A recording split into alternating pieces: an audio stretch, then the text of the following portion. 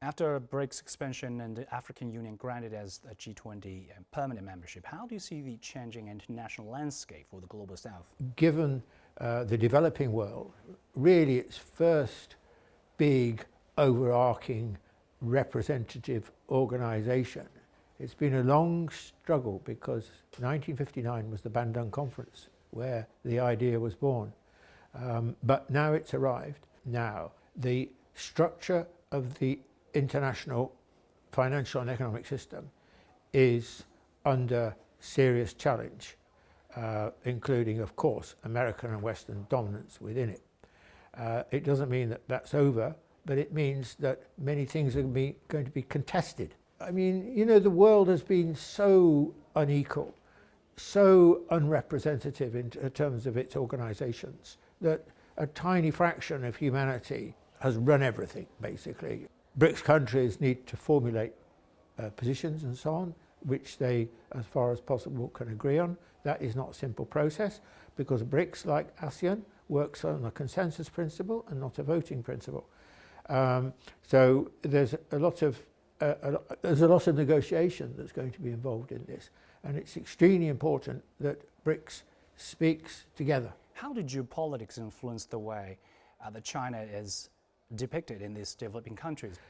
The populations of Western countries, like my own in Britain, basically look down on the developing countries as poorer, as less developed, and so on. And so they don't count. In the mind, they don't count. Now, of course, the situation is changing now because when China arrived on the scene, first with Africa and then, of course, now in Belt and Road and so on, then China has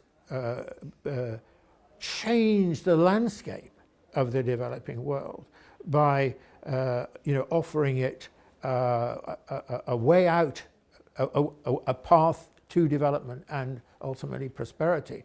And that's incredibly important. And it shows the difference in the attitude, the magnanimous attitude and generous attitude and political attitude of China to the developing world in contrast to that in the West. Now, the West, what's it going to do in response? Look, when we talk about what's the West's response going to be, we're talking already about 10 years. And the West has done precious little in 10 years in this respect. So it's been dragging its feet. So personally, I think it will do more, but I don't think the conviction is there, and I don't think the resources are there really beyond the point. Europe was a multipolar world before First World War. How can the current shift to the multipolar world avoid such tragedy, and how may the world order develop? About the present situation, look, it's a dangerous situation.